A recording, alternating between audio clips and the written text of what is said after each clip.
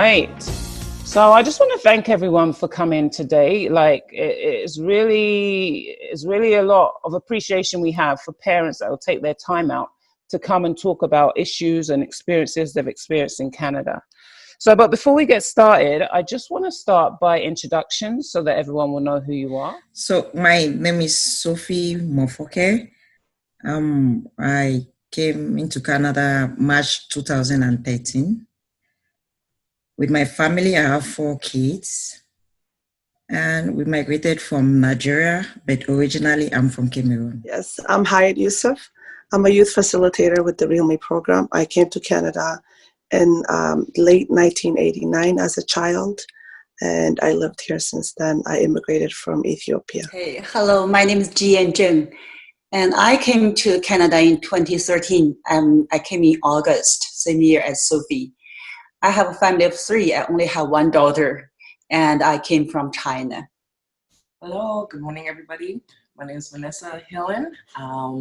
I was born in Haiti, moved here when I was 10, lived in Montreal for a bit. Then we moved to Edmonton for about 20 years. And my husband and I, we just recently moved to Calgary.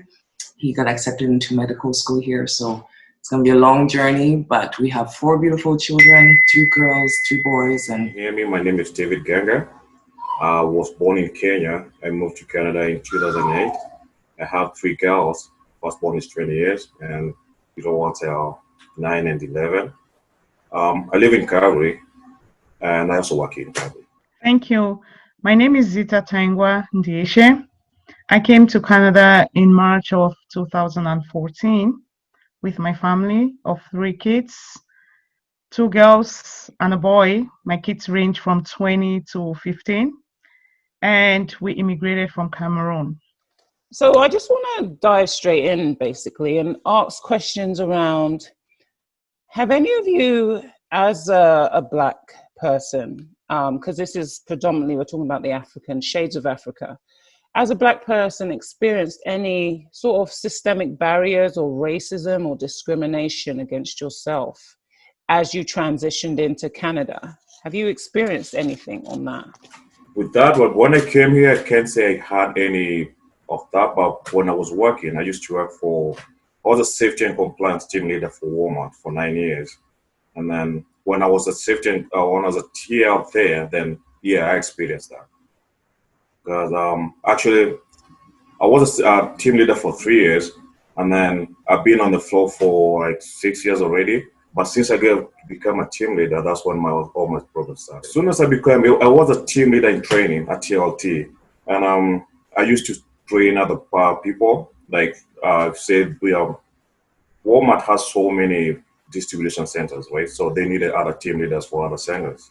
So I would train someone to become a TLT as me, and then within a few months, there'll be a team leader where I'm still a team TLT. I'm the one who's training them, and they'll be my bosses. And I was doing my job right. So currently I'm a school teacher. When I came in, I had to do upgrading. I was a teacher back home for 8 years, but when I came here, I had to do an upgrading. So I did the Bridge to Teaching course, and the public school board hired me as a substitute teacher. So the school where I did my practicum at, most of the teachers, I got used to a lot of the teachers, and as a sub, they would always want me to come in to sub for them. And so there was this school I was always at this location, like I would be there like 4 days a week. And they gave me the name the preferred sub. But each time that a job opportunity comes up, it will not be given to me. Like younger white, I want to say it very clear because that is what it was, younger white teachers were given the position and not me. And it got to a point where all the teachers got really angry, and they walked up to me and they're like, why is Zita not getting the position? She's doing a very good job. She's here very often. She knows the kids. She does her job well. Why is she not getting the job? And I didn't get any answers. And I just kept walking. I'm like, I take this as a learning curve. Maybe there's still things I need to fix. I will continue working on it and just wait on time. 2 years down the road. Then one day I had a contract in this school for 1 week. and I was doing hallway supervision, and then two kids were having a brawl in the hallway. One kid took an empty juice box and threw it on another kid. And I'm like, why would you do that? Just pick it up and throw it in the garbage. He picked it up and threw it on this other kid and said, that is the garbage. So I just smiled and I'm like, these are the kids who want to push your buttons. So I just moved away. I wanted to get away from the scene and come back to follow up on what has happened. So as I was moving away, this kid was coming behind me. And as I turned to go back, he said something, but it was in Punjabi. I didn't hear it. But another student standing next to him held his mouth and said, oh, he just called you the N-word in Punjabi. I was shocked. I'm like, did you just call me the N-word? He said, no, it's him. I said, yes, he said it because he was reporting what you just said to me. So I wanted to have a conversation with him around using all these racial slurs on people and how bad it is and how it makes us feel. And because he kept refusing, I had to go meet the principal and explain this to the principal. Long story short, principal did nothing about it. This student came back to class and I told him that day that I am not coming back. I had 3 days to go. I'm not coming back. I'm going to write an email. Now I understand why I cannot have a job, because you don't want a Black person in the building. So that day I made up my mind that I'm not going to stop anymore. And that's what even pushed me to get a permanent position somewhere else. I was noting because systemic racism has been there. And for me, as a person who came up at a very young age, I was in grade 6. My parents were not educated. So, we don't see that. But the reason I'm noting in the school system, you see a lot. Like I had my son when I was 18. So I saw a lot of things, like things that he will be picked on for no reason. He was severe asthmatic, so around September, sorry, it's getting emotional. So around September, he wouldn't even be in school the first week, but it's always like reports like, Ayana did this, Ayana did that, but he wasn't even at the school. And it's sad because, like, if it's not systematic, then what is it? Like,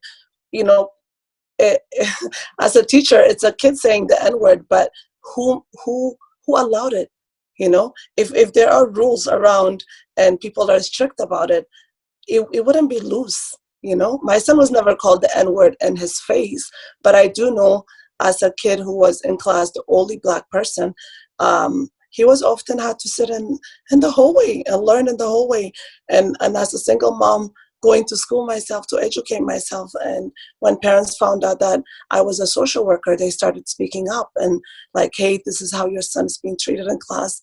And, it's so that's why I'm noting, because the school system has been something in my heart from day one. And now as a professional, that's why I fight a lot. And the system against systematic racism, against individuals being bullied because of their race, of their religion, their culture, and that's why I'm noting there's a lot of problems. And there are some good schools and some good people that are willing to step up. But if the system is always up there and not helping and protecting the actual people who are getting away with this kind of behavior, we can't just focus on individuals. The system is top down. We need to do something about this. So that's why I was noting a lot. And I'm sorry if I'm getting emotional. Here, for me, it's so nice to see this kind of panel where the beauty of it is that we all share the same story. There's nothing that you guys said that I personally haven't heard with, now I cannot, the beautiful lady that just spoke there.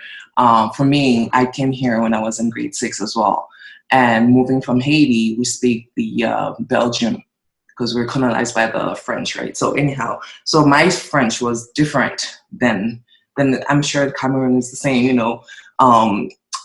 So when I get to the Quebec, the Quebecois, the patois was different. So for me, I got bullied just by opening my mouth. Not even my skin color wasn't even the main issue, but now it's becoming, with this, for me, when you ask that question in the beginning, I deal with that on a daily basis.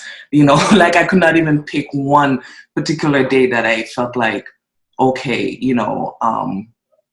this day was, it's like just 2 days ago, I was in Canmore with my kids. And never mind, my kids are mixed, but at the end of the day, I never say that. I always say to them, you're Black. For me, I go to Winners, the first books I see that has some Black kids on it, Black authors, I buy them because I want them to know their stories, because they have enough. The white side of them, they have enough of that. So for us, it's up to us to educate them, And anyway, we were in Canmore, and my 3-year-old, just a 3-year-old boy, he was in the lake, and there's this white woman with her kid. And, like every kid in a big lake, what they do, they splash, so he comes around and started splashing. And this woman, she screamed 3 times as if her life was in danger. Like, I'm not even joking. I'm not even exaggerating. So when I saw that, I grabbed him, and then automatically as a 3-year-old, he's frightened. And he's like, what did I do? So at this time, I kind of got upset, but I didn't even talk to her. But then what happened is that her kid came and splashed me, and I was like, and I laughed. And then, I mean, everybody has their own reaction. I cannot control that. But then she looked at me in a funny way. I was like, well, see the difference here? That my 3-year-old splashed at you, you screamed and yelled, maybe not directly at him. She's like, I didn't yell. I just got scared. I'm like, you got scared of a 3-year-old playing in the water? Anyhow, but he ended up, the words that she uses, I had to tell her, I was like, you have to be careful as a Black American, you have to be careful the word you use. If my son was a 16-year-old boy, you said you were scared, there will be a totally different story we'll be talking about. And and honestly, guys, I was the only Black person. And can you imagine when everybody started seeing what was happening? And thankfully, there are other people that saw it that came and said, hey, you're not allowed to yell at someone's kid like that. But I could imagine how bad this could have done for me if, the 1 or 2 people that didn't stand up beside me. Because, again, there are some other older crowds where they're like, this is not here, go. Like, she started saying that she lives there for 7 years, that I should go where I'm from, like things like that. It's just, when you hear things, you just, I don't know. It's very heartbreaking, but for me, my job as a mother is to make sure my kids know who they are at the end of the day. And when somebody comes at them like that, they can stand up and not back down. And for me, I was proud that I was able to speak up to that woman, because she was not about to let it go. She wanted to make sure that, this is her territory, and I was in there, that I needed to leave, kind of thing. I'm sorry, I'm in the whole school system, so I'll be talking lots. Never mind. So when we came here in 2014, my son was 8 years old at the time, grade 3. So when we came here, my husband had been here 5 years. So we had been back home for 5 years, and he had only been visiting. So my son really did not have a father figure in his life. So when we came here, he started going to elementary school, and it was very hard for him.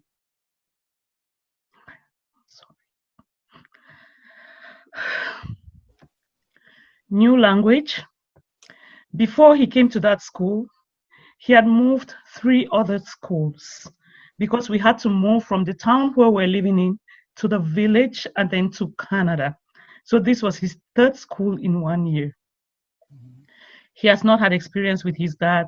We came in the winter, new environment, only Black child in his class. It was tough for him. And every day, the principal would call me, your son has done this, your son has done that. I actually took time and went into school and explained it to the principal. Please give this boy a chance. There's a lot he's learning. He speaks English, but with an accent, of course. He goes out at recess. The games that they play, he's not used to them. So he's by himself. If he wants to play with anyone, they attack him. They say he's very violent. And the principal even called me and said, he thinks my son has ADHD. I did not know what ADHD was, but he had been in school before and I didn't have any complaints about him. I'm like, no, he doesn't have ADHD. He might be behaving the way he is for so. I gave her all these reasons I've put out here. She did not get it. And she even called the psychologist to come into school for me to sign that he should go and get evaluated. So I came back home. I'm like, I'm just open to anything. I may not know, we are in a new environment and the science here is different. Maybe they have seen something different in him. One day he came back from school with a swelling on his head. I looked at his agenda. There was nothing in the agenda to explain what happened. And I'm like, if my child gets hurt at school, you call me all the time to school that my child hurts other children, and I have to go in and apologize. If something happens to my child, why would you not even mention it in his agenda? So I went to school on that day and I broke loose. I had to tell the principal as it is. I'm like, if you don't want him in this school, I can pull him out. There is nothing wrong with my child. I think you're just picking on him because he's the only black child in his class. Maybe you're not used to black people, but I'm sorry, he will be here, because if you have to learn something, it will have to be through my son, and he's going to stay here. And talking about the evaluation, forget about it. He's not going to do any evaluation because there's nothing wrong with him. That was how in 2014, 6 years down the road. My son has no problems. Nobody has ever asked for him to be evaluated of ADHD. He's going to high school this year. Oh, just to follow on what Zita said, I had a similar experience with my daughter. Like, I keep getting emails. It was just too much, like emails. Oh, today your daughter did not do this. She didn't do this. Like, I got frustrated somewhere along the line. And on this fateful day, I was at home. I didn't go to work. It was my off day. That is when I was doing my practicum. Before, something has happened with my daughter that a group of students gang up against her, and it was reported to the school. It was solved in the school, and they never told us.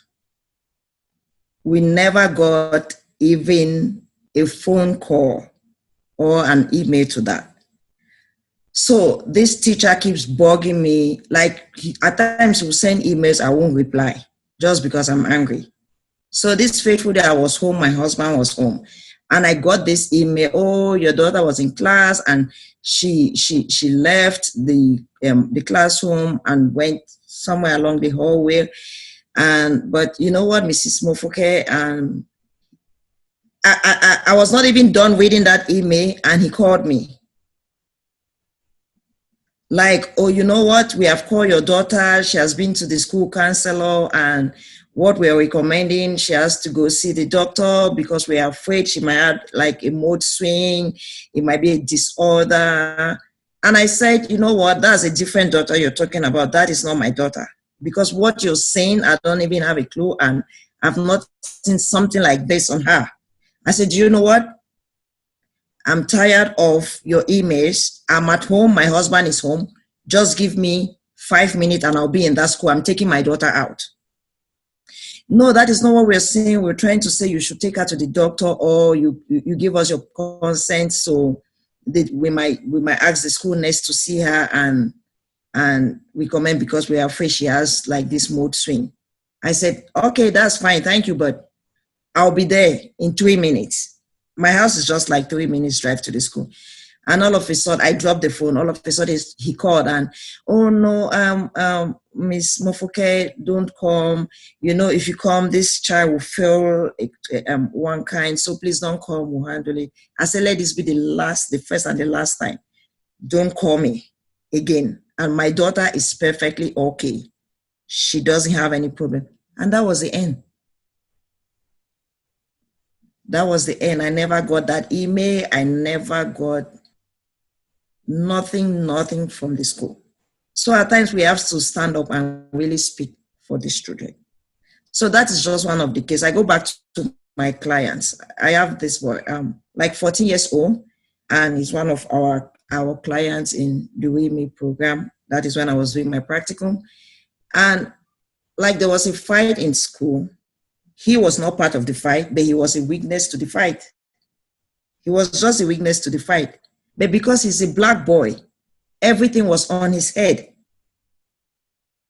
And thank God for the boy, like he can speak for himself. You know, these are our youths, those, especially those of them who came here when they were very young and they have grown up in the system, they can speak for themselves. And then he told, he said it, he said, he told us, Elias, like, he doesn't know. There were other children, but it's as if everything is on his head. He was just there and he was laughing. He didn't go to join he didn't go to even separate the fight because they might turn it on him. But still, he was still the main victim in this whole thing. And he said he doesn't even like that school. He wants to leave that school because he's being monitored by a particular staff everywhere he goes around that school. If he's going to the toilet, and one day he had to push the staff because it was just too much. He felt like the person was always in his bubble. And one day, I don't like you, stop following me about. So why would other people get involved in a thing and they pick on one particular student? And he said, is it because I'm a black kid? So see what our children go through to even know is because they are black. That is why they are being treated like that. I would like to have a short comment, just like from all the people talking here, we are all person of color with color, right? From my own experience as my daughter, as us immigrants, we value a lot on education, right? So my experience with my daughter with the school is I love it, emotional. And when she was in her high school, and I remember one time during the essay, she felt she did it very well. She wrote it very well, and no matter how hard she tried, the marks, it's always below 85%. There's only one time my daughter was, almost tears. So I told him to talk to her teacher. And she sent emails to the teacher, I think, remember 2 or 3 times, but the same case. So always give you the low 85%. So when she applied for colleges, the other subjects, very high, almost the first one, right? But only the rating, the essays, is lower 85. So this kind of, no matter, I feel the parents here, no matter what kind of color we have, colored persons all feel this kind of discrimination everywhere, right? I want to touch up on the kids part of it because I've really experienced that with my firstborn. She's 20 years right now. We came here in 2008, then she was here in 2018 September. So I took her to work this school in downtown, and within 3 months, we started noticing some changes in her. When she came here, she was very bubbly and she was talking and everything. But once she went to school, we kind of noticed some changes, but we thought it was just a change in environment and everything, culture shock and all that. Until one day, she came on, she was like, "Mom, Dad, there's this one kid that said all black people are bad, they're murderers and they ate people, and they should, all the kids in school, they should be talking to me." There was one kid that was like, she was a white kid, I'll call that. She was a white kid, was just getting on her for a long time. So one day we went to school. I had to miss work, and I asked the mom not to go to work. We went to school and we talked to the class teacher. But you cannot believe this, nothing happened until now. I think that kid wrote a letter to my kid saying that, like I said, you black people, my mom said black people are murderers, they're killers, they eat kids and all that. So with that letter, we went with it to school and we showed the teacher. That's when they called the mom's parents, the kids' parents, and we sat down and talked. And then, of course, they say they never told the kid that. But then we had to get our kid from that school to a different school. Well, the one she went to was okay. That is firstborn. The secondborn, there's this girl. I think most of you might have heard the story about this young Syrian girl that committed suicide. They were in the same class with my secondborn. And I used to live in Northeast, but now I'm in Northwest. in Northeast, we changed our kids like into three different schools because of bullying. And then the kids will come. We sometimes will think it's just the way kids talk, like these kids don't like us, or we never. We have taught our kids not to think about them being different from others. Like we keep telling our kids, you know what, we all the same. Regardless, we have different colors, but we are all the same. But the kids will come and say, you know what, this happened to me at school. But there was some 2-3 incidents that really caught us. One was when my second born said there was this boy that hit her in her private part with a stick, and it was bruised a bit. And I'm not lying to you, nothing was done. And I think the kid was scared to tell us until the following day when she had some pain in her private parts. So we went to school, and they said they're going to investigate, nothing happened. Then the last one was hit with a ball by a boy in the field when they were playing. So when again we went to school, and then the teacher was like, "Oh, you know what? That's kids playing." And then the second one was with the ball. So I think either the same kid but in the same school. And then we're like, "No, this is not just playing. They are being targeted either for their own car or something like that."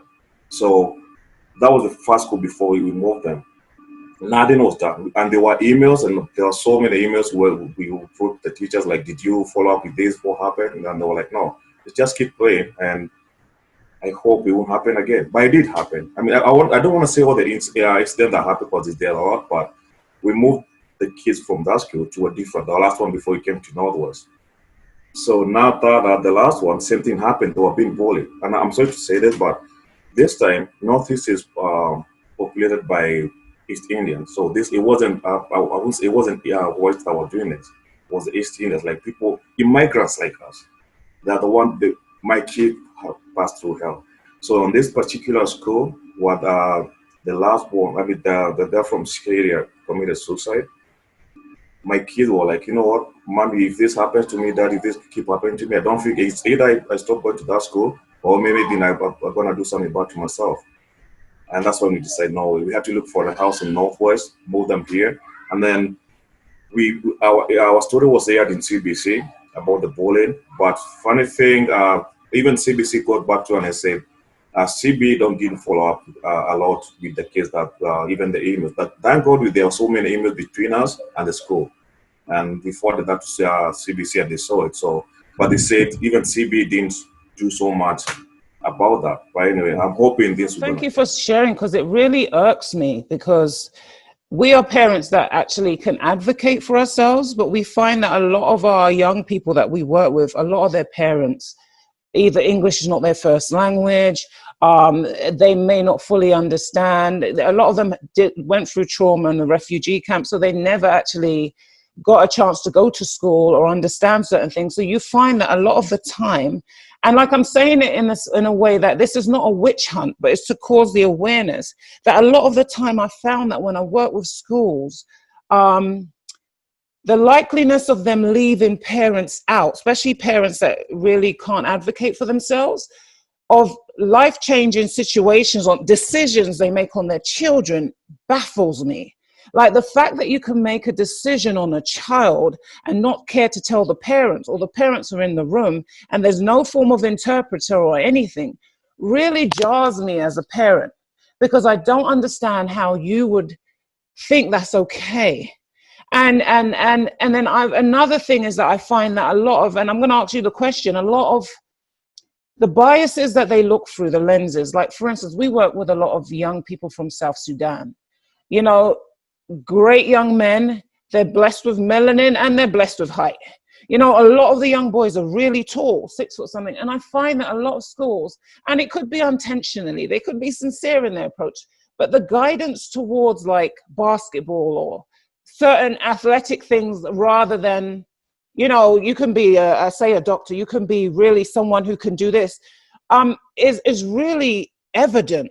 And when they get a young person that is academically savvy, they tend to emphasize on it a lot, like he's really smart, like it's a shock. And it really are things that we see on a daily basis that we find that we often come in and have to advocate for families and have to teach them how to advocate. Well, yeah, my daughter, like David, like all of you, when we moved here from Edmonton, obviously my kid, you know, they have to adjust to a new system, new school, new friends and everything. And I don't know who was speaking about, I think it was Sophie, how, you know, your daughter, they say they have moon swings. For my daughter, she was 9 years old and being bullied in the classroom. So she did have to, sometimes as a kid, I can imagine having a bunch of kids bullying you. I was bullied as a kid. And for her, the only way to escape was to leave the classroom and hang out in the hallway.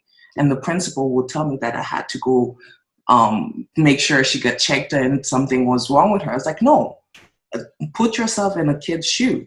Being in a classroom, not being able to speak up and being bullied, how would you feel? Like, would you be able to sit down and take it all? Like, so she has to do something. So that's a way of expressing her feelings until we find out what's going on. But yeah, with Ekene, so many incidents happened within that year. It's funny, the thing is with me, when I would go up to the principal and telling her how I feel, you know, very blunt, no sugarcoating things and whatnot. And I will keep my composure. It's not like I will lose it. You know, you as a Black woman, you don't want to feel like, you don't want them to call you the angry Black woman. So I try to keep, you know, stay as professional as I can be and calm and decent and whatnot. And, but it's funny, the treatment that I will get, it's funny, she will actually lose her composure on me for saying that my kid was getting bullied.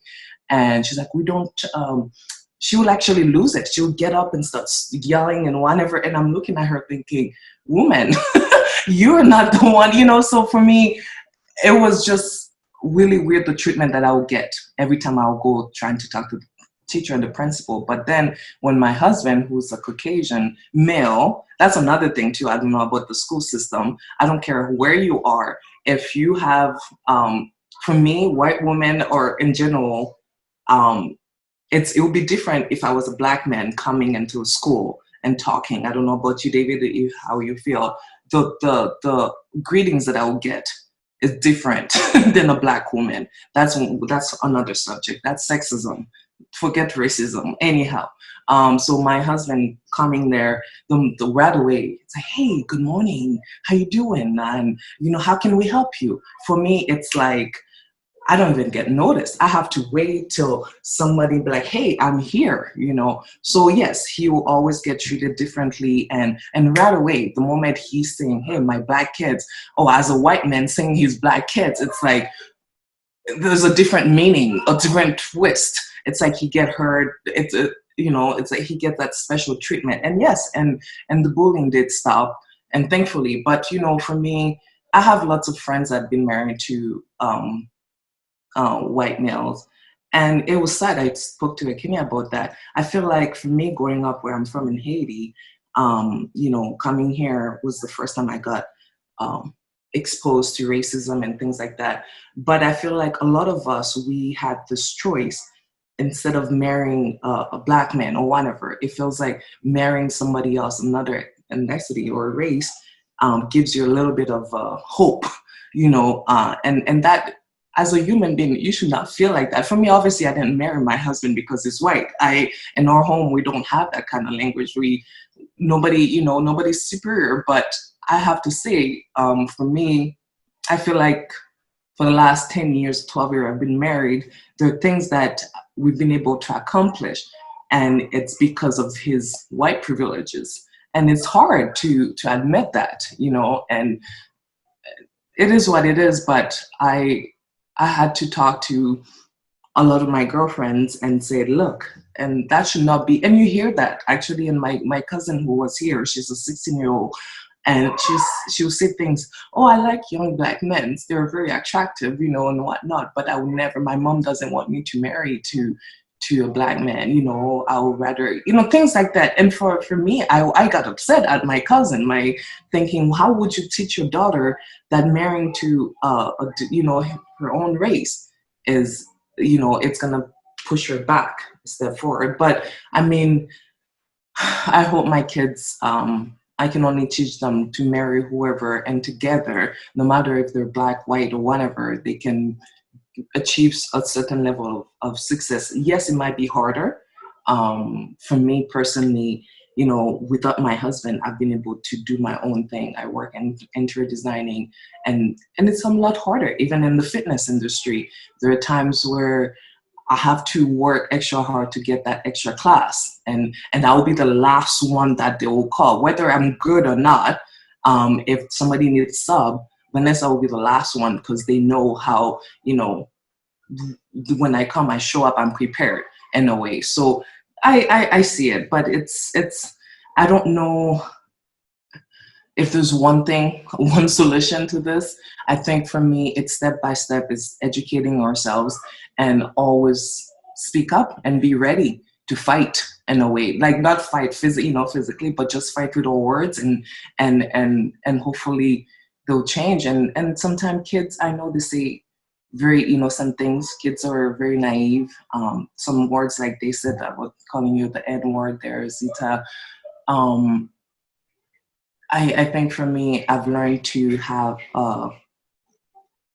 a more forgiving, to see things from a different perspective. And like that woman from Canmore that yelled 3 times, afterwards she came up to me and then we started talking. To see her point of view, it was just like she was scared. She said she was scared of the cold water. It wasn't my, but again, who knows, right? But for me, as a Black woman, when you're screaming like that to my kid, I don't care cold water or not, get out the water. If you don't want to get wet, like don't, it's just different perspectives. So for me, it's just, I'm learning to have I don't know, different mindset, my heart, and trying. So that's the only way for me to cope on a daily basis. Like the moment I leave my house here, if somebody, just yesterday I was at the store, this older white man, I mean, sure, it's coronavirus, we all have masks and gloves or whatever, but I was coming out with my kid, he literally stop, like as if he saw the devil, and like stop, and literally you can see in their body language, like he crossed on the other side just because he didn't want to come in contact with us. And that to me, and I see it all the time. So for us, it's just, I've learned to laugh and to carry on, but for me, as long as it's keeping away from me, I can try to deal with it, but it is tough. It's something that's gonna take, the way we got here is from centuries of trauma. Yeah. So it's gonna take another, maybe I'm hoping not another century, but it's gonna take time for us to cleanse and hopefully change the way we think, the way we see things, and stand up. And the thing is, the beauty for me, it's that as much as sometimes we survive all this, we see all those things, but I think in general, in the grand spectrum of things, there are a lot of good in this world. There's a lot of good people, for me in Canmore there, being the only Black person in that water that day, for a moment I got scared, because to be honest, the woman was more, I was trying to keep my composure, but it took at least the 2 people that came and stood by me, that was enough. And to kind of cool things down, and where it didn't go to the next level. So there are a lot of goods, and goods is always gonna win at the end of the day. So yeah. And I guess that leads me to my next question is, why do you guys think the Shade of Africa conference is important? Why are you here today? I think this is important because there's been a lot of talk. So we need to move from talking to action. And the only way we can actually get into action is by putting the information out there. Some people will say, I don't know this information, I'm hearing it for the first time. Okay, we're putting it out now, so ignorance is no longer an excuse. So the more people get to know about these things, the more you tell them to their face what they are doing that hurts you. Because maybe some people have been doing these things for so long that they have normalized it. They no longer think that it has an effect on another person. But when they hear it from your perspective, they will be able to see it in a different way. And granted, like Vanessa says, they're very good teachers. They're teachers that my kids can die for. My daughter is saying, the day I'm graduating from pharmacy school, this teacher has to be at my grad.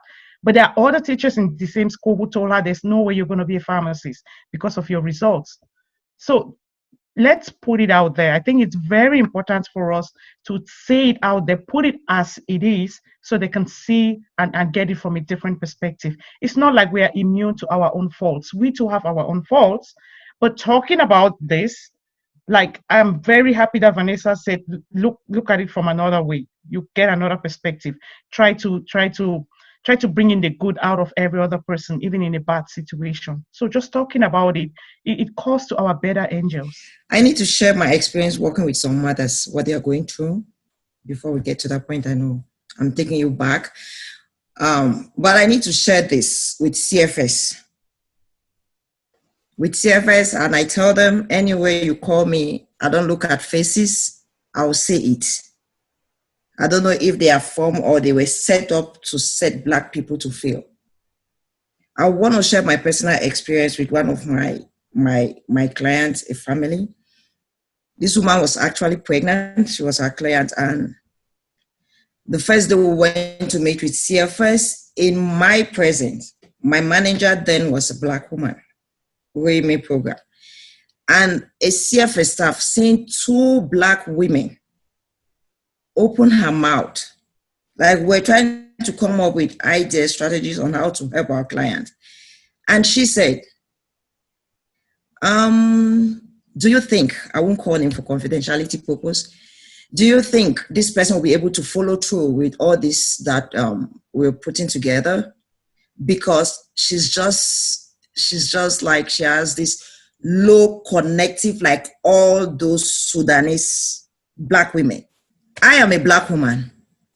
I am a Sudanese. And you're telling me, you're calling another Black woman in my presence, like she's just like all this low connective Sudanese woman. I couldn't speak because I was a student then, but I thought my manager would speak up. And a report has been waiting against that, and nothing, absolutely nothing has been done to that particular staff. She's still in that office. It didn't end there. That, I'm sure that same day in the evening, you have seen my face in the morning. You know who I am. And there she went to my client's house and apprehended the children. I heard of it and I followed my client to that same office. We were locked up in an office with key, without telling us where is the exit, if we need water, if we need to use the washroom, nothing. This woman was about 7 months pregnant or 8. My client. She was almost like going out of breath because she was tired. She has not eaten since morning, not even a glass of water for her. And she was pressed. I keep banging the door. Nobody could hear us. And finally, my co-student in the university was also there. Saw me, and I waved my hand through the glass door. Fortunately for us, there was a glass door. And I waved, and she saw me, and she came. When she opened the door, I was mad. Trust me, if I lose it, I don't control myself. And I was like, is this what you people do here? Is this how you people treat visitors or clients or whatever? You people locked us here. No, nothing without any what do they call it, housekeeping, like you can go here, you can go there.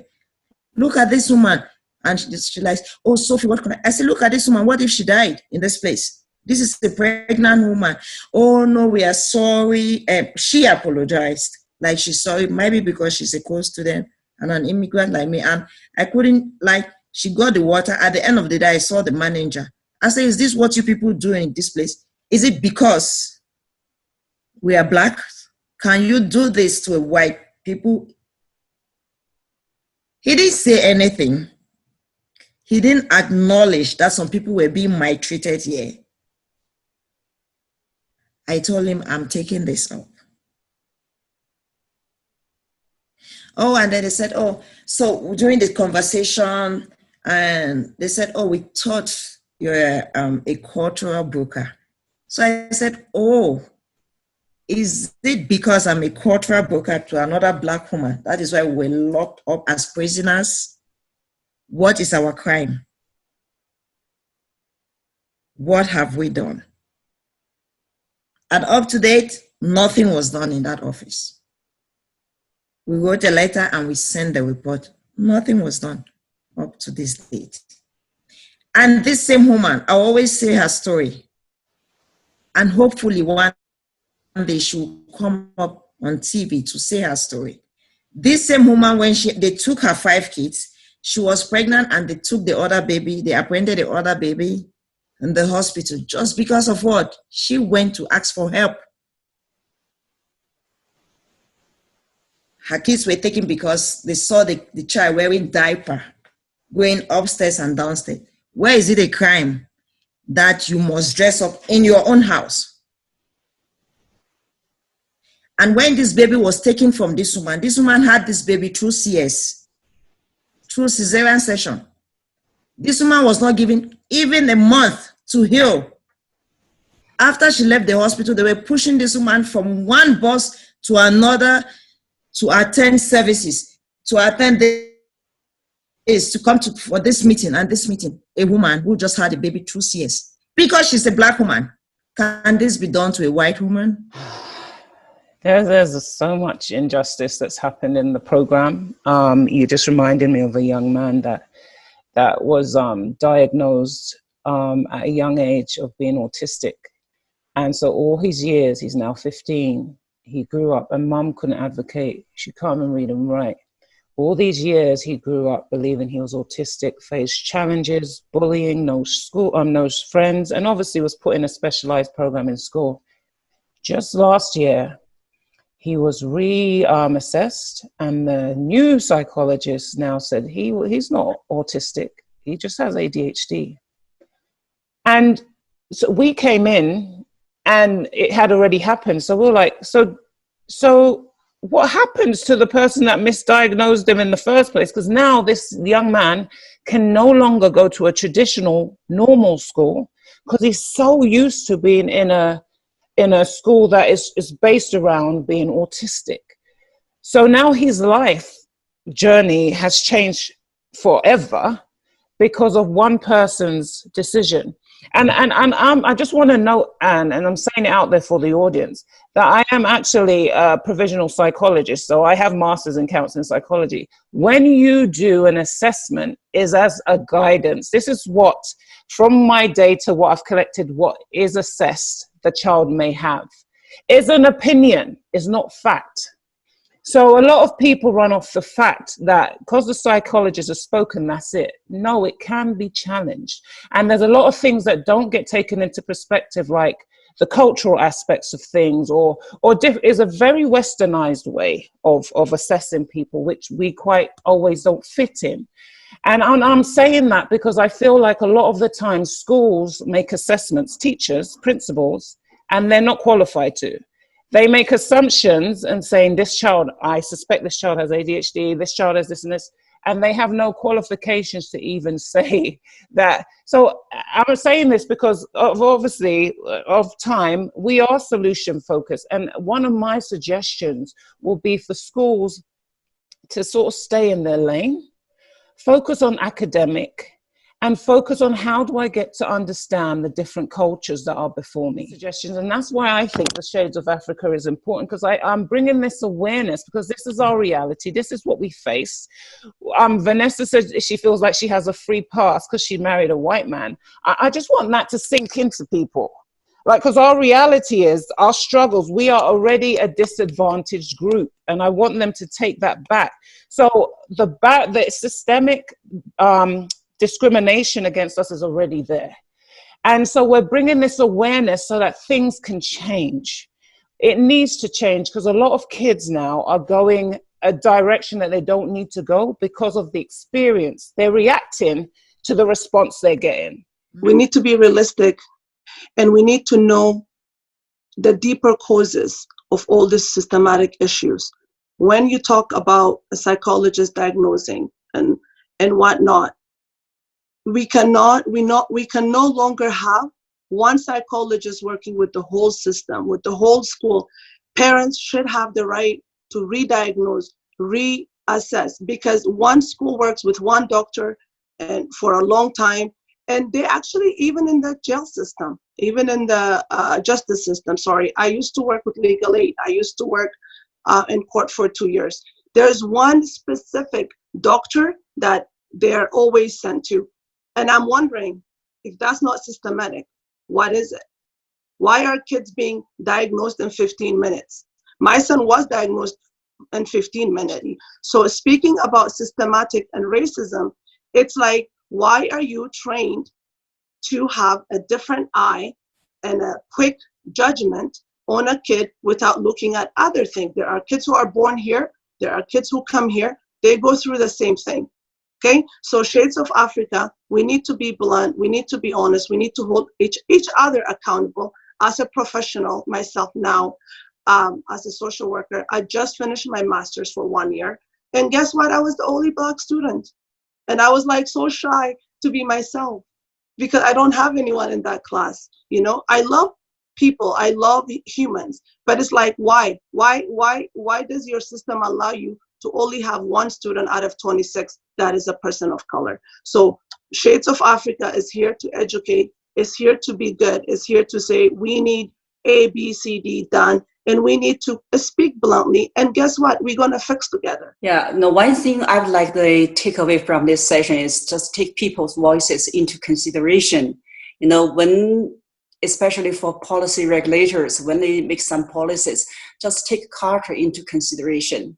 I have special words for CFS, like Children's Services. You know, I would like, you know, if when they do the assessment, before they do the assessment, if they could put culture before they do the assessment. So they don't do it after you already made a decision. Then you take culture broker in. Already, the hurting is already there, right? So that's my thought, a takeaway here. Would like them to take away here. I'd like to say, there's a question you asked, right? Why did we participate in this meeting today?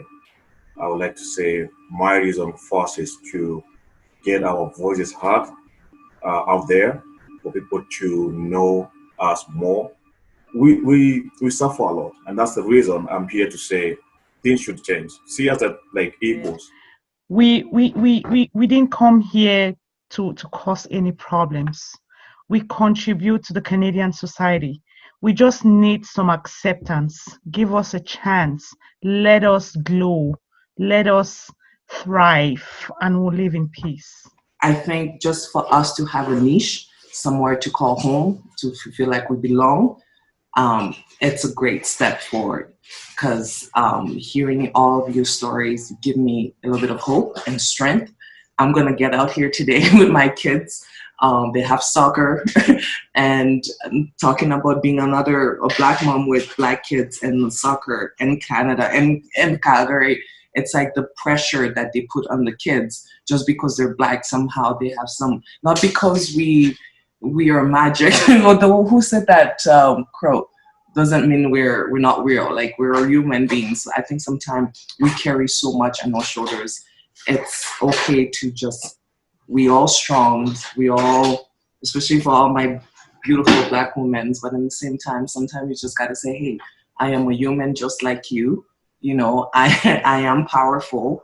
I am magical, but in the same way, so can you be. You can even, I'm probably gonna go home back and cry here and listen to all of your stories just because we don't hear it. Sometimes we stay in our bubble, you think you're alone, and even you see here in the media, but then to see it's happening here, hearing Sophie David's story, like, it's like, oh my gosh, like this is here, this is home, like this is, it's nice to have this. So I would love to, whenever I can help, we're all busy, but it's a matter of fighting for the good fight. And this is one fight that I would die, put my life on line to die for, because I have 4 kids growing up in this country and I want them to be okay. It is time for us Black people to stand and speak for ourselves. It is time for us to stand and educate our children about the change we fight today so they can have peace tomorrow.